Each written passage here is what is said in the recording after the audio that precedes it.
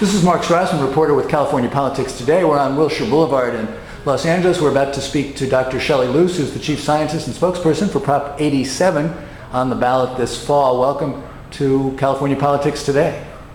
Hi, thank you very much, Mark. Tell us the full title of Prop 87. Prop 87 is the Californians for Clean Alternative Energy Initiative. Okay, and briefly, what will it do if it passes?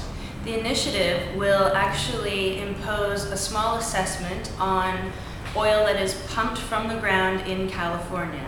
And that money will then go into a special fund dedicated to bringing clean alternative fuels, alternative fuel vehicles, and renewable energies to consumers in California. Is this pretty much an oil depletion or an oil severance tax that's well known in other states? This is actually exactly that. We are the only state in the union that does not impose this type of fee or a comparable fee to every other state that has oil drilling going on.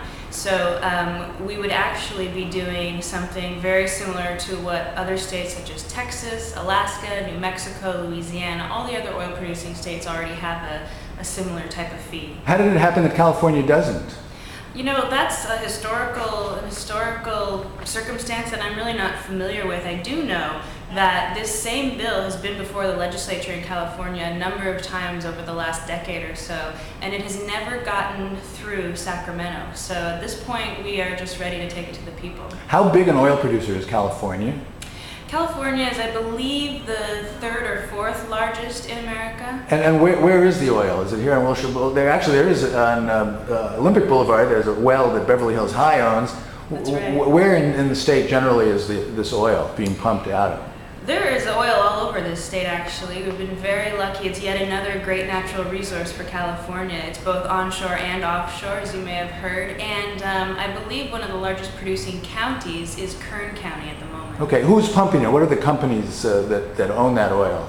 There are many companies that we don't normally hear of on a day-to-day basis. They are not necessarily the same companies that own the gas stations where you buy your fuel. Right. Although Chevron, Exxon, and Shell certainly are pumping within our state, there are many others as well. Okay. How heavy would these taxes be? What rate is envisioned under the bill? It's actually a sliding scale. So that means that if the price of oil per barrel were to decrease, the percentage that we would take as the assessment would also decrease. And this way we ensure that we're not having too great an impact on the profits of the companies.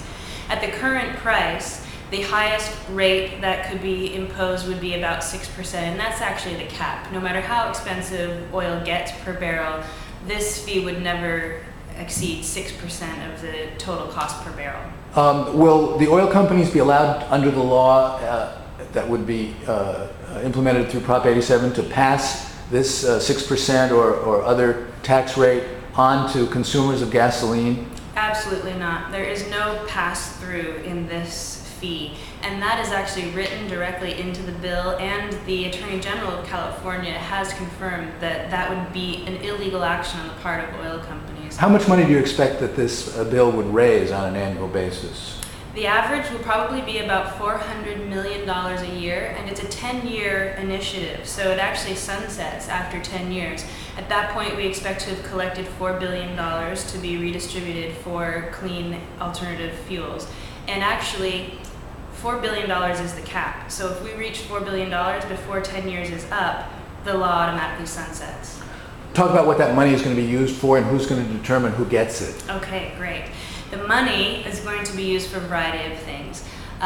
One fund would be used to bring clean alternative fuel vehicles and alternative fuels to the consumer. So when you say bring, what do you mean? Subsidize the purchase of Priuses or do R&D for new ways of developing biofuels? What exactly would the money be used for? Well, when I'm talking about getting into the consumers, that means buy downs, loans, interest-free loans, and that kind of thing to help consumers to buy these vehicles. So yes, it could mean what you would call a subsidy, probably more like a rebate or a tax reduction that allows consumers to make a choice between existing cars that we see more of and newer cars that are on the market and are still so new that they're a little bit more expensive. The point is we want to get alternative fuel vehicles to the point where economies of scale are working for them just as they work for more traditional combustion engines, so that they become affordable to the average consumer. In 2004, the stem cell initiative, Prop 71, was passed, appropriated $3 billion to be raised by bonds, and they're still tangled up in various administrative and legal matters about the structure of the apparatus that will determine who gets the money. What's the apparatus through which the $4 billion raised by Prop 87 will be distributed? Who's going to decide whether a Prius gets something, or American cars, American corporate cars, or what? How's that going to be set up? Priuses as combustion and electric hybrids alone probably aren't fundable under this law. It would have to be a plug-in hybrid, because the standard hybrid alone really isn't considered an alternative fuel vehicle at this point. And the decisions on which of all the alternative fuels to fund will be made by a 9-member board. This board will be housed within an existing government agency, so we're not creating a new agency in any way here. This will not create a giant new bureaucracy. Absolutely not. This is actually a very streamlined process. And what we're agency? pleased with this part of the bill. What agency will be have the overall authority here? It's an agency that is actually charged with reducing gas and oil use in the state. I can't remember the name off the top of my head right now. And how will that 9-member board be constituted? Who puts people on the board? The members of that board are actually listed within the bill as far as their areas of expertise or position. So there are several ex officio members, for example, the Secretary of Cali, PA, the Secretary of or the chair of the California Energy Commission and the Public Utilities Commission. Those people are automatically on the board, or they may designate someone. And then the other members are made up of experts from California in specific areas of technology, energy policy, economics, and education, areas like that. How does what would be established by Prop 87 relate to the California Solar Initiative, which includes rebates to people who install electricity generating systems that are renewable? Well, actually, this brings me back to how the money from the bill will be spent. So I mentioned one category, which would be to help subsidize and bring alternative fuel vehicles and alternative fuels to market where average consumers can reach them. Another portion of the money would be specifically dedicated to research being performed at California universities, possibly in partnership with private groups as well. A third portion would go to commercialization money. So we would use a fairly innovative 50-50 matching program, in which if you have a technology that you want to bring to market, and you can show that it will be self-sustaining on a free market without subsidy within 10 years, then we'll match your contribution toward the startup costs of that technology. Let me try to get more specific. There's a company in Monrovia called CS Energy, who was featured in the film Who Killed the Electric Car. They're busy upgrading or retrofitting Priuses to be plug-in hybrid electric vehicles, so people can run them on electricity if they run 30 miles a day. That's right. I would like to see personally a lot of Stirling engines and photovoltaic installations in people's homes and businesses to generate electricity that would fuel the pluggable hybrid electric vehicles. How could I or someone else with this vision, or the companies involved, go about getting subsidy or encouragement to implement a scenario like that? It'll be an easy process. What you describe is perfectly eligible for funding under Prop 87, and what you will do is submit your idea in the form of a grant application to this board of 9 members. It's an open process and a competitive process, so the best possible projects will be selected by the 9-member board for funding. I guess I'm still trying to understand. I've got the idea, I've given you the idea, everyone's heard the idea. Would that mean that anyone who sort of became a solar traveler in California would be entitled to get a subsidy to go to Monrovia and get their Prius retrofitted? Would a company that wanted to start building pluggable hybrids get the money? Would the consumers get it? Would the people who organize it get it? You're talking about a couple of different things here. You've got the person with the idea who has some startup costs that they need some help. So if they're investing their money in startup costs, they may be able to get matching funds from Prop 87 to meet all of their startup costs and get it on the market. On the other hand, the consumer who wants to buy the plug-in hybrid may not be able to, it's such a, if there's a great price difference between other compact cars, for example, on the market, then they may be eligible for some sort of buy down where or Prop 87 pays part of the cost of purchasing that vehicle. I can't say yes for sure on any given vehicle right now because I'm not one of the experts on the board who will make these decisions. Is this likely to make the companies that aren't being subsidized this way unhappy and have them go into court to block this as undue influence and interference with free market economics? I think that because what we have right now is a situation where there is one technology that so clearly dominates the market that the other technologies can't even get there. The playing field is not level. And so I think that a tax or a fee on oil companies that the people have decided have not been paying their fair share since they've been extracting this resource for so long without paying any fees to California to do so. If the people decide that money should go into supporting technologies that we want, that we all want on the market, that we want in order to contribute to cleaner air, healthier kids, and lower cost fuels for all of us, then I don't think that any one company would have any problem with that. And furthermore, there is no company who is excluded from applying for these funds. Whoever has the best idea, whoever has the most marketable technology that meets our criteria for clean alternative fuels, and whoever can show us that technology is going to be self-sustaining on a free market within a certain time frame is going to get the grant. Another way to steer people away from using gasoline is to tax it and take that money and do some of the things you're talking about here, or just put it into the general fund. Mm-hmm. This isn't a tax, a gas tax, which would discourage, and you said that the oil companies can't pass the added expense to them on to the consumer. Do you think that a strategy that doesn't make gasoline more expensive is likely to make people less likely to use it?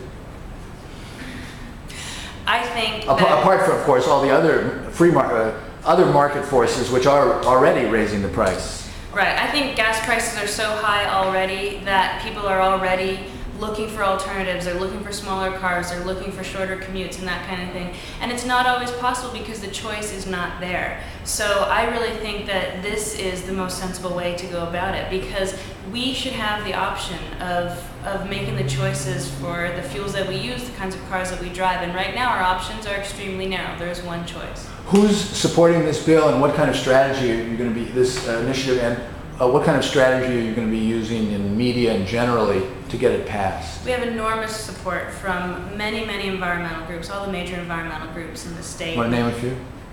Sure. The Natural Resources Defense Council, the Coalition for Clean Air, very strongly supporting us. Other nonprofits, the American Lung Association, of course, wants to see a reduction in oil and gas use because they know that that's so closely related to the very high rates of lung disease that we have in our region. We also have support from a number of companies, clean technology companies, of course, who have these technologies that they want to get out into the marketplace. Well, what's the role of legendary entrepreneur and venture capitalist Vinod Khosla in getting this bill on the ballot and supporting it in the campaign? Mr. Khosla is a huge supporter of this bill, obviously, and he has been involved in clean energy technologies for a long time. He has a very good understanding of how we can move forward to get ourselves off of our dependence on oil, and particularly foreign oil. He believes very strongly that it is not good for America to be so dependent on an energy source that comes from, for the most part, a very unstable region. As you know, right now there are attacks, there are wars going on in the Middle East that are driving up gas prices even as we speak. Who's on the other side of this initiative, and who's opposing it, and how much do you think they're going to spend to defeat it?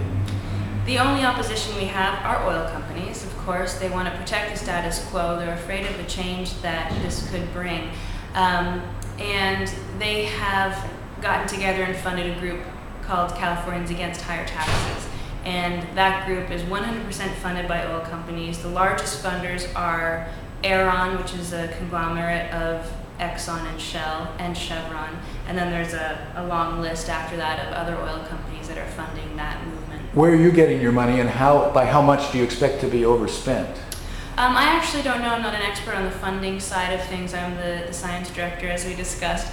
But our funding is coming from a broad base of sources, individuals who are very concerned about the environmental impacts and who want the choice, people who believe that we can't have a free market as long as we are so dependent on foreign oil that there is no option for other technologies to even make it to the consumers. Have either of the main candidates for governor, Republican Arnold Schwarzenegger or Democrat Phil Angelides, taken a position on the initiative so far? Yeah, Mr. Angelides is very supportive of the initiative. He's supportive of a lot of good environmental work that's going on. I'm not sure exactly what Mr. Schwarzenegger's stance is, but I do know that he has worked in the past for some really good environmental rules and regulations and advances in our state, and I certainly believe that if the voters put this bill in place, he will fully support it. What do you envision as the economic benefits and job benefits to Californians in a global market for alternative energy technologies if this bill is passed? This can only be good for California's economic future. We can become the leaders in alternative fuel. We're already the place where most of this kind of stuff is happening. It's just happening on such a small scale right now, and we want to boost that up. This bill will create hundreds of thousands of jobs. It also includes money for training at California colleges to help create a workforce in alternative fuels, and that includes paying for teachers, paying students tuition, paying for the materials and programs needed to teach students of all ages, I should say, the skills that they will need to work in an alternative fuel economy.